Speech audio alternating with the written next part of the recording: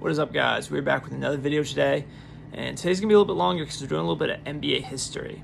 And I thought I'd start way back with who many consider to be the first NBA superstar, and that's George Mikan. George Mikan was a center that played in the late 40s to mid 50s, and he was quite dominant for his time. He made 6 All-NBA teams, he made 4 All-Star games, he won 5 NBA championships, led the league in scoring 3 times, and led the league in rebounding once. He was just physically dominant.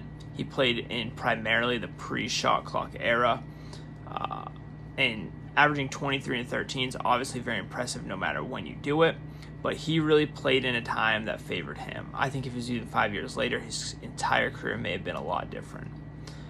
So like I said, he was incredibly dominant throughout his first 6 years in the league, in which he won all those titles, all those awards, but then he took a year off. In that year, the shot clock was introduced. Then he came back a year and then averaged 10 points and 8 boards on 39% shooting.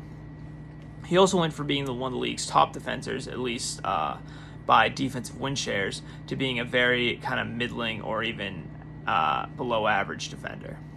So that's obviously very important to kind of take in consideration of when we're fully evaluating Mikan's career. I think that when the game changed, obviously the pace went crazy fast. It went from having games like 52 to 50 to all of a sudden games were starting to reach the hundreds and shots were getting up like crazy. And this obviously wasn't helpful towards the way that Mikan played.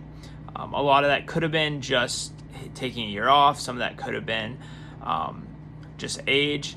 But I think primarily it was just the way the game changed, right? It favored a lot more athletic centers. You see like Bill Russell and Will Chamberlain, 2 guys that were incredible athletes that really excelled in this early post-shot clock era.